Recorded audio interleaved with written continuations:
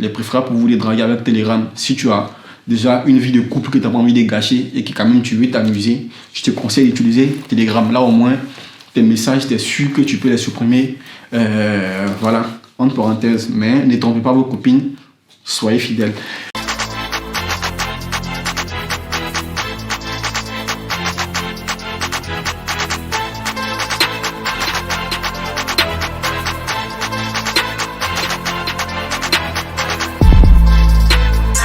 Bonjour, bonsoir, en fonction de là où vous vous trouvez et en fonction de l'heure qu'il est chez vous. Aujourd'hui, on se retrouve pour une nouvelle vidéo. Bon, là, je m'étais apprêté, je partais voir mon vieux père Eric. Et tout à coup, j'ai eu une envie comme ça de faire cette vidéo-là. Et qui va traiter d'un sujet que vous avez sans doute remarqué dans votre entourage ces temps-ci. À savoir, vous avez sûrement noté, pour ceux qui utilisent déjà Telegram, qu'il y a eu une forte migration de la plupart de vos contacts de WhatsApp vers Telegram. Voilà. Donc aujourd'hui, dans cette vidéo, je vais vous expliquer pourquoi les gens sont en train de fuir WhatsApp et en train de migrer vers Telegram ou vers d'autres plateformes comme Signal voilà. Donc sans plus tarder, juste après le générique, on traite la vidéo ensemble.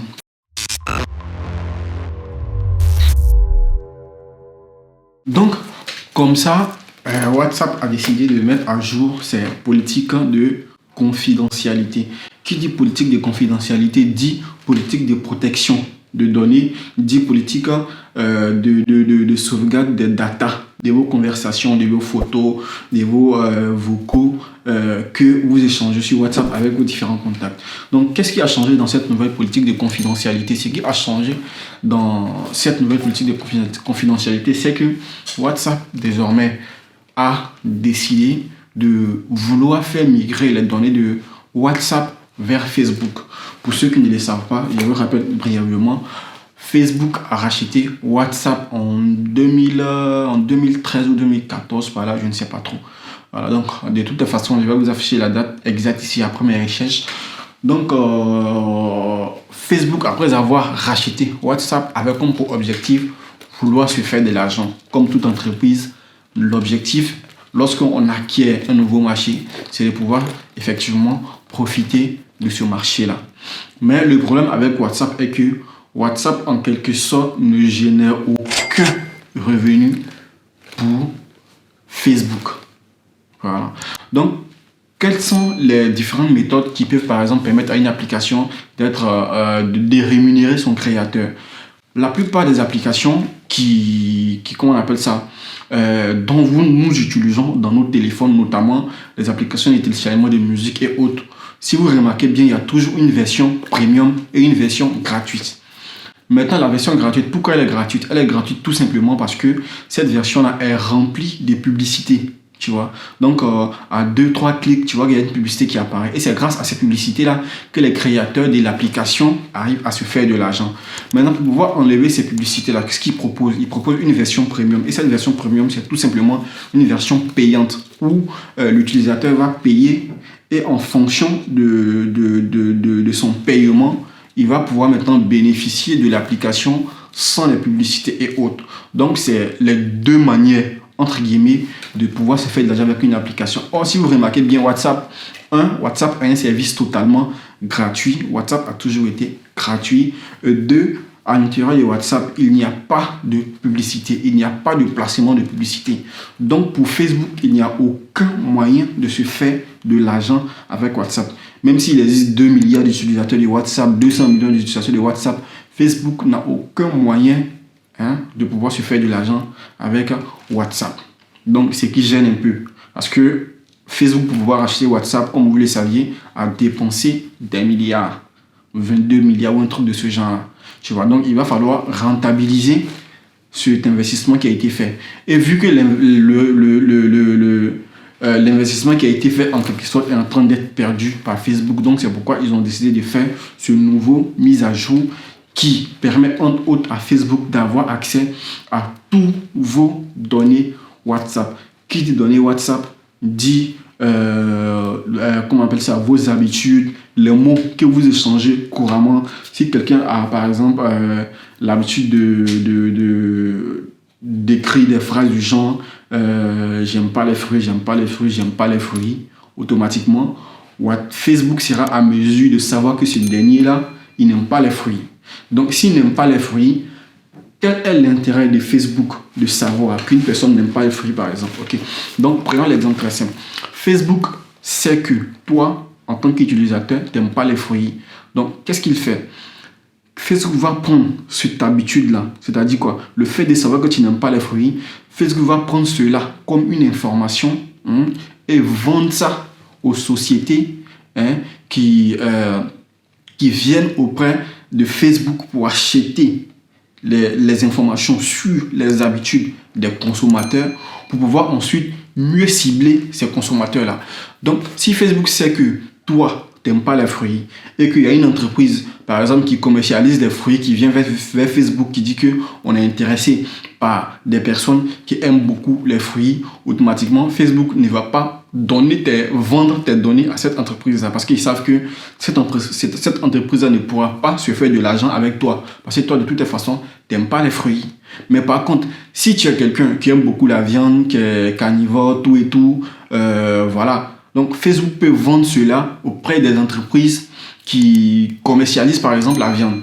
Et ces entreprises-là, sachant que toi, tu aimes beaucoup la viande, donc, quand tu seras en train de te promener sur Google ou sur Facebook ou sur Instagram ou je ne sais quoi, sur quel site, tu verras de temps en temps apparaître des publicités sur la page que tu es en train de visiter où ils sont peut-être en train de faire, par exemple, la publicité de la viande.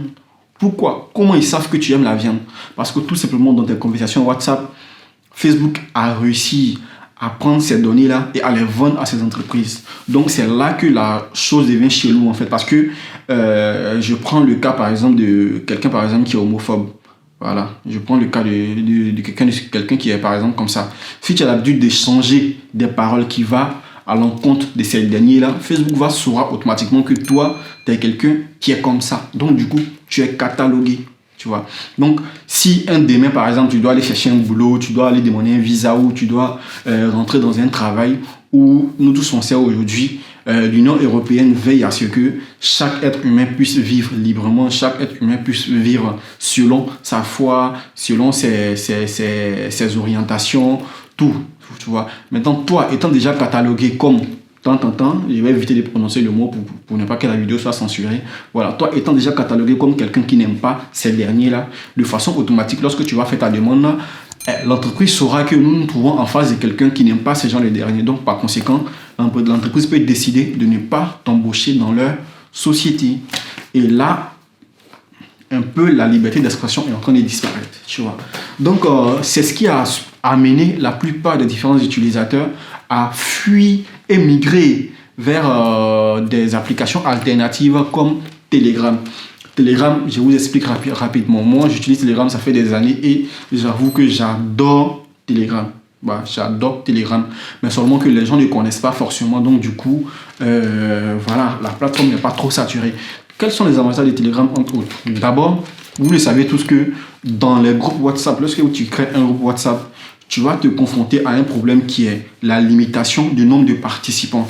Voilà. Donc, il y a un certain nombre de personnes que tu ne peux pas ajouter dans WhatsApp. Alors que sur Telegram, vous pouvez avoir des groupes de 300 000 personnes, 400 000 personnes, 500 000 personnes. Autant de personnes que tu veux. Tu vois. Donc, dans la création de groupes Telegram, c'est vraiment de façon exponentielle. Tu peux ajouter autant de personnes que tu veux. Ce n'est pas limité comme WhatsApp. Maintenant, deuxième chose, c'est que Telegram, par exemple, lorsque tu envoies tes fichiers, vous avez sans doute remarqué, pour ceux qui aiment échanger les photos, que quand tu fais une photo avec ton téléphone et que par la suite, quelqu'un te dit envoie-moi la photo via WhatsApp et que tu envoies la photo sur WhatsApp, juste après l'envoi de la photo, tu te rends compte que non, il y a eu une compression en quelque sorte. C'est-à-dire quoi? Il y a eu une réduction de la qualité de l'image. Parce que WhatsApp, pour adapter l'image que toi tu viens d'envoyer, si l'image par exemple est 100 mégabits, WhatsApp va essayer de réduire ça au maximum à 25 ou à 50. En tout cas, pour pouvoir ensuite ramener à la personne. Or, cette réduction de mégabits là entraîne comme conséquence la perte en qualité de l'image, de la qualité de l'image, tu vois. Donc, ce qui peut être un inconvénient, supposons pour quelqu'un qui fait de la photographie ou un vidéaste amateur comme moi par exemple, je fais des photos de mariage, par exemple, à quelqu'un, que la personne me dit, bon, en attendant que tu me restitues ma clé USB avec les photos, avec toutes les photos, envoie-moi quelques échantillons. Donc, de façon logique, je ne dois pas envoyer les photos sur WhatsApp. Parce que si j'envoie sur WhatsApp, la qualité de l'image va se réduire et la personne va penser que moi, en tant que photographe, je n'ai pas forcément fait mon travail, alors que c'est WhatsApp qui est à l'origine de cela. Donc, il serait plus convenant pour moi de ramener ces photos-là via Telegram. Une autre chose encore est que Telegram, par exemple, peut te permettre d'envoyer des vidéos jusqu'à 10 gigas. Donc, quand souvent vous êtes là, vous voulez envoyer une vidéo d'une heure, 2 heures, 3 heures, ou une vidéo qui pèse, je sais pas, 2 gigas, 3 gigas, 4 gigas, et que tu ne sais pas comment faire, c'est simple. Installe Telegram, la personne installe Telegram aussi. Juste avec le numéro de téléphone, ça fonctionne comme WhatsApp. Juste avec le numéro de téléphone, tu t'inscris sur Telegram et tu peux envoyer ta vidéo de 2 heures, 3 heures à cette personne-là. Et cette personne-là va recevoir la vidéo nickel, sans réduction de qualité. Restitution totale, comme ça a été, tu vois. Donc, ça aussi, ce sont les avantages de Telegram. Sans oublier que si Telegram, dans un groupe, par exemple, tu peux créer des bots, c'est-à-dire quoi, des robots régulateurs. Donc, tu peux ajouter des robots dans un groupe, par exemple. Dès qu'il y a une nouvelle personne qui arrive dans le groupe, le robot va envoyer un message à ces derniers là pour dire qu'il est bienvenu dans le groupe, ceci, cela. Et voilà, entre autres, pour amuser le groupe, en fait. Et tu peux créer des chats automatiques avec le robot. Et le robot, maintenant, va utiliser ça à ton absence même pour réguler un peu le fonctionnement du groupe à travers les conversations automatiques, à travers les blagues que le robot va faire aux différents participants du groupe. Ça, c'est l'un des avantages de Telegram. Maintenant, le côté le plus hardcore de Telegram, c'est que Telegram, par exemple, le système de chiffrement bout à bout, comme WhatsApp le faisait, mais Telegram le fait encore mieux, et même avant WhatsApp. Donc, tous vos messages que vous écrivez sur Telegram sont chiffrés de bout en bout, de sorte que lorsque tu envoies un message, même les propriétaires de Telegram ne sont pas à mesure de déchiffrer le message. C'est seulement celui à qui tu as envoyé le message qui détient la clé de déchiffrement du message que tu as envoyé. Donc, ce qui veut dire quoi? Le message de l'expéditeur jusqu'au destinateur reste sécurisé. Même celui qui arrive à intercepter, il ne pourra pas lire le contenu parce que le message est tout simplement chiffré. Tu vois. Et aussi, l'avantage avec Telegram est que même si tu envoies un message, je ne sais depuis combien de temps, depuis 2 jours, depuis 3 jours, depuis 4 jours, tu as toujours la possibilité de retourner dans le chat et de supprimer cette conversation à la fois chez toi et aussi à la fois celui à qui tu as envoyé le message. Donc ça, par exemple, ça peut beaucoup aider les dragueurs, les hommes infidèles. Ça peut beaucoup vous aider. Donc si vous voulez draguer, il est préférable pour vous de draguer avec Telegram. Si tu as déjà une vie de couple que tu n'as pas envie de gâcher et que quand même tu veux t'amuser, je te conseille d'utiliser Telegram. Là, au moins, tes messages, tu es sûr que tu peux les supprimer. Voilà, entre parenthèses. Mais ne trompez pas vos copines, soyez fidèles. Et aussi, quel autre élément de Telegram aussi que je peux souligner est que, voilà, à part que les vidéos sont bonnes, le cryptage des messages aussi est bon. Et ce qui même aussi, voilà, certaines personnes pratiquant des activités peu licites, à savoir les personnes qui se font exploser dans les lieux publics. Ces derniers-là, par exemple, pour se faire protéger, ils font des groupes sur Telegram dans lesquels ils communiquent, voilà, pour éviter de dévoiler leur identité. Donc Telegram aussi, c'est l'un des moyens parfaits pour pouvoir protéger vos données. Et vous êtes sans doute, vous le saviez sans doute aussi que ces temps-ci, avec la polémique qui tournait autour de la politique de confidentialité de WhatsApp, Telegram a fait un boom de 500 millions d'utilisateurs. Voilà, donc c'est vraiment hallucinant. Et aussi, un autre moyen alternatif à Telegram, comme WhatsApp aussi, s'appelle Signal. Voilà, donc Signal, moi je ne la connaissais pas. Je me suis inscrit, je sais pas si je me suis inscrit hier ou avant-hier. Voilà, mais l'interface aussi, ça me plaît. Voilà, Signal, ça me plaît. Ils ont une bonne protection aussi. Ça fonctionne plus ou moins aussi comme WhatsApp. Le chiffrement aussi, apparemment, c'est pas mal. Voilà, mais il y a certains petits trucs que j'ai pas apprécié. Par exemple, l'application n'est pas trop optimisée, tu vois. Parce que c'est une application, même si ça existe depuis un bon moment, mais c'est pas assez vieux comme WhatsApp ou Telegram, où il y a vraiment un gros travail qui s'est fait derrière pour pouvoir maintenir l'application toujours efficace. Donc, Signal, c'est pas mal en tout cas. L'interface, il est beau, tout est bien protégé, tu peux converser librement. Il y a pratiquement les mêmes avantages comme Telegram. Mais au niveau des photos et des vidéos, là, je ne sais pas, je n'ai pas encore testé cela. Mais pour tout ce qui est le cryptage, tout et tout, Signal, ça fonctionne nickel aussi. Mais seulement que l'application a tendance souvent à bugger. Lorsque tu veux, par exemple, faire des photos, lorsque, par exemple, tu veux faire des statuts, ou lorsque, par exemple, tu veux, je sais pas, plein de choses, tu vois. Bon, sûrement, peut-être que cela est dû au fait que ils ont connu un nombre croissant d'utilisateurs en un temps record, en fait, tu vois. Parce que dès la polémique de WhatsApp, il y a plein de personnes qui se sont jetées sur Signal aussi, notamment Elon Musk qui a fait un tweet disant que lui, ça fait un bon moment qu'il utilise Signal. Donc, je sais que sûrement, ça a amené beaucoup de personnes à s'inscrire Signal. Et vu qu'ils n'avaient pas prévu ce boom-là, peut-être que sûrement les serveurs et les différents services qu'ils proposent sont en train de bugger un peu. Mais j'espère qu'ils vont pouvoir résoudre cela dans quelques mois ou dans quelques jours, je ne sais pas.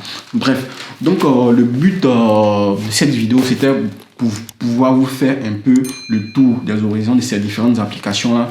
Vous expliquer aussi plus ou moins pourquoi les gens sont en train de quitter WhatsApp.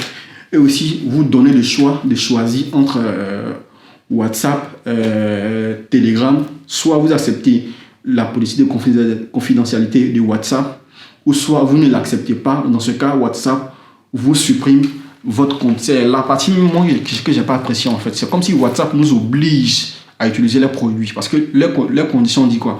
Soit tu acceptes et tu partages tes données avec Facebook. Dans ce cas, il n'y a pas de problème. Ou soit tu refuses. Dans ce cas, on supprime ton compte. Donc, moi, je ne suis pas trop d'accord. Donc, dans ce cas, je préfère quitter. Voilà. Donc, vous avez désormais le choix entre WhatsApp pour ceux qui veulent rester, Telegram pour ceux qui veulent. Moi, personnellement, je préfère Telegram ou Signal pour ceux qui veulent aussi. Donc, merci d'avoir visionné cette vidéo. Et la prochaine vidéo, on va parler de l'alternative à YouTube. Voilà, parce que YouTube, aujourd'hui, détient le monopole. Mais il y a aussi des gens aussi qui sont en train de faire un peu de concurrence à YouTube et qui proposent un service vraiment bien aussi. Donc, dans le prochain vidéo, je vous explique et prenez soin de vous. Bonne soirée ou bonne journée. Ciao.